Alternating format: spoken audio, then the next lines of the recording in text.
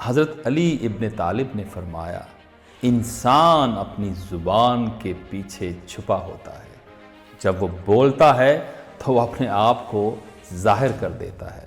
مطلب کسی بھی شخص کی گفتگو اس کی دانائی، کردار اور عقل و فہم کی عکاسی کرتی ہے۔ آپ کسی کے اصل مزاج کو تب ہی جان سکتے ہیں جب وہ بولے۔ دوستو، مجھے ایک بات آپ سے پوچھنے دیجیے، کیا آپ جانتے ہیں کہ 1890 میں ہارورڈ کے ایک ماہر نفسیات ولیم جیمز نے ایک کتاب لکھی جس کا نام تھا پرنسپل آف سائیکالوجی۔ اس کتاب میں انہوں نے ایک حیران کن دعویٰ کیا کہ شخصیت ابتدائی جوانی میں پلاسٹر کی طرح جم جاتی ہے۔ ایک صدی سے زیادہ عرصے تک لوگوں نے اس بات کو سچ مانا، اور آپ ایک لمحے کے لیے سوچیں، اگر آپ قیادت کی صلاحیتوں کے ساتھ پیدا نہیں ہوئے، اگر آپ فطری طور پر پر اعتماد نہیں ہیں، اگر آپ میں لوگوں سے میل جول کی بہترین صلاحیتیں نہیں تھیں، تو بس یہی تھا، یعنی کہ گیم ختم۔ آپ کو زندگی بھر اسی شخصیت کے ساتھ زندہ رہنا تھا۔ لیکن خوش قسمتی سے سائنس نے اس بات کو بعد میں غلط ثابت کر دیا۔ آپ کی شخصیت مستقل نہیں ہے، آپ اسے بدل سکتے ہیں۔ ایپیجینیٹکس میں نئی تحقیق ہوئی جس میں ایک حیرت انگیز بات بتائی گئی کہ آپ جینز کے قیدی نہیں ہیں۔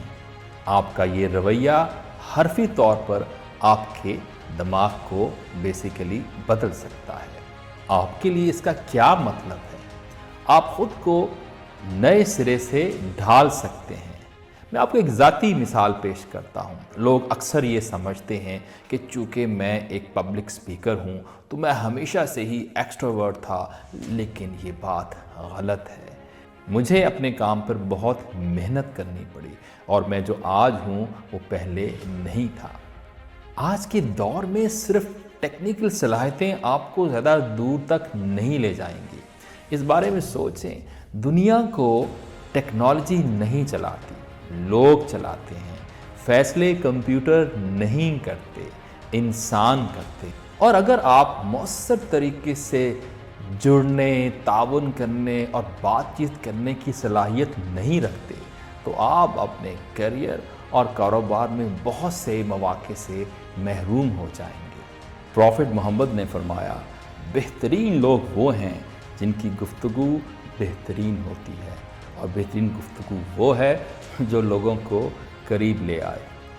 اس لیے میں آج آپ کے پاس کچھ ایسے طریقے شیئر کرنا چاہتا ہوں جو آپ کے لوگوں سے میل جول کی صلاحیتوں کو بہتر بنائیں گے اور آپ کی شخصیت کو نکھاریں گے۔ نمبر 1، غور سے سنیں، یعنی کہ غیر تقسیم شدہ توجہ کا تحفہ۔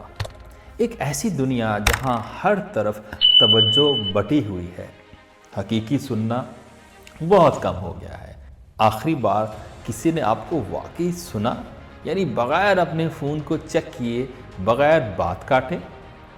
آپ دوسروں کو دے سکتے ہیں سب سے بہترین تحفہ، یعنی آپ کی غیر تقسیم شدہ توجہ۔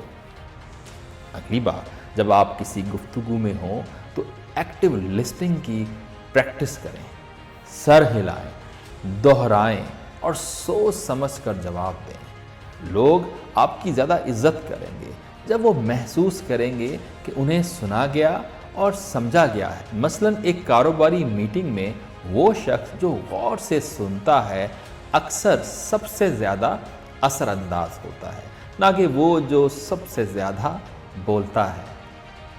نمبر 2، سیکھنے کے لیے پڑھیں، یعنی کہ اپنے ذہن کو وسیع کریں۔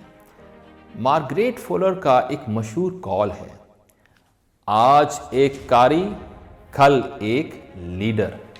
لیکن یہاں ایک بات ہے، صرف پڑھنے کے لیے نہیں پڑھیں بلکہ اپنے مطالعہ کو ڈائیورس کریں۔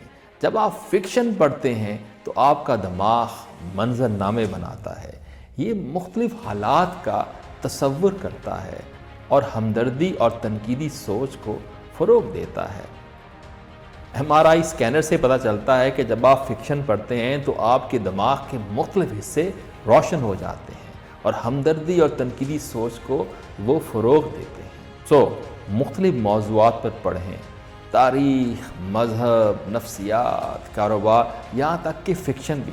صرف کتابیں ہی نہیں، لوگوں کو پڑھیں، رویوں کو دیکھیں، جذبات کو سمجھیں اور بات چیت سے سیکھیں۔ نمبر 3، لوگوں سے بات کریں۔ گفتگو بہترین استاد ہے۔ یاد ہے کہ جب ہم بچے تھے تو ہمیں کہا جاتا تھا کہ اجنبیوں سے بات نہ کریں۔ تو اندازہ لگائیں اگر آپ کبھی اجنبیوں سے بات نہیں کریں گے تو آپ کبھی نئے دوست نہیں بنا پائیں گے۔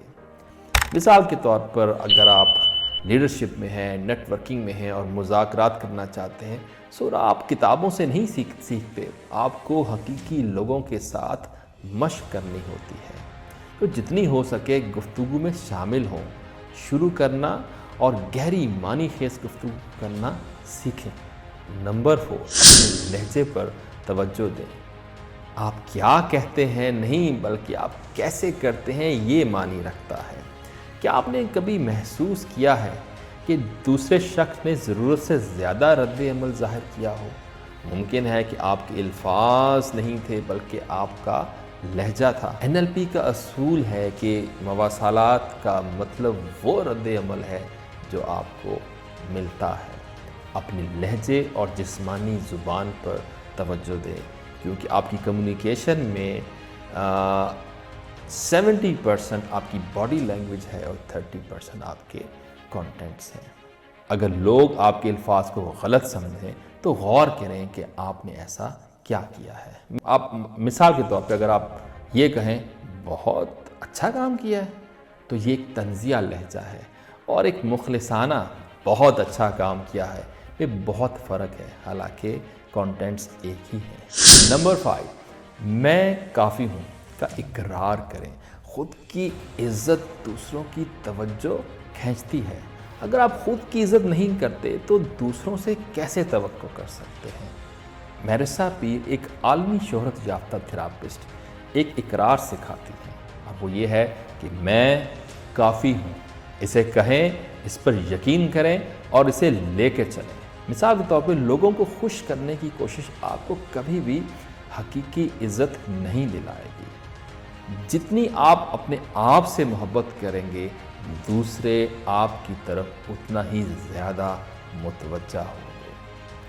اگین روزانہ دہرائیں، میں کافی ہوں۔ بیرونی کسی تصدیق کے بغیر آپ کی قدر پہلے ہی آپ کے اندر موجود ہے۔ نمبر 6، مثبت سوچ مواقع کو کھینچتی ہے۔ آپ کس کے ساتھ پریکٹیکل لائف میں رہنا پسند کریں گے؟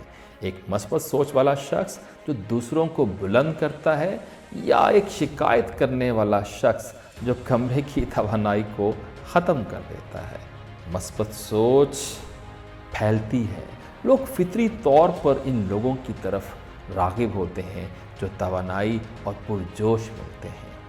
زیادہ سے زیادہ مسکرائیں، خوش رہیں اور شکایت کرنے کی بجائے حل تلاش کریں۔ خود بخود لوگ فطری طور پر آپ کی طرف متوجہ ہوں گے، کیونکہ مثبت سوچ والے لوگ بہت کم ہیں۔ نمبر 7، مزاح استعمال کریں، ہلکا پھلکا رہیں۔ بیسیکلی لوگ ان لوگوں کے ساتھ رہنا پسند کرتے ہیں جو انہیں ہنساتے ہیں اور خوشی دلاتے ہیں۔ مثال کے طور پہ آپ کو کوئی سٹینڈ اپ کامیڈین نہیں بننا، صرف روزمرہ کی زندگی میں ہلکے پھلکے لمحات کو تلاش کرنا سیکھیں۔ روزمرہ کے حالات میں مزاحیہ اور طنزیہ لمحات پر توجہ دیں۔ ہنسی کیونکہ تناؤ کو توڑتی ہے، رشتے بناتی ہے اور آپ کو ناقابل فراموش بنا دیتی ہے۔ اپنے سینس آف ہیومر کو جتنا ہو سکے آپ اس کو امپروو کریں۔ آخری بات یہ ہے، آپ کو یاد ہے کہ حضرت موسیٰ کی دعا کیا تھی؟ اے میرے رب، میرا سینہ کھول دے، میرے کام کو آسان کر دے اور میری زبان کی گرہ کھول دے تاکہ لوگ میری بات کو سمجھ سکیں۔ یہ دعا اعتماد، فصاحت اور کامیاب گفتگو کے لیے بہترین ہے۔ یہ دعا اکثر رہنماؤں یعنی کہ لیڈرز، اساتذہ، عوامی مقررین اور طلباء کی جانب سے پڑھی جاتی ہے جو گفتگو میں اعتماد حاصل کرنا چاہتے ہیں۔ خود کو نئے سرے سے ڈھالنے کی طاقت آپ کے ہاتھ میں ہے۔ ایک صدی تک لوگوں نے یہ مانا کہ شخصیت شاید مستقل ہوتی ہے، لیکن آج ہم بہتر جانتے ہیں کہ آپ اعتماد بن سکتے ہیں، آپ لوگوں سے میل جل کی بہترین صلاحیتیں بنا سکتے ہیں، آپ خود کو نئے سرے سے ڈھال سکتے ہیں۔ ایک یاد رکھنے والا قول ہے کہ ہماری عظمت دنیا کو بدلنے میں نہیں بلکہ خود کو بدلنے میں ہے۔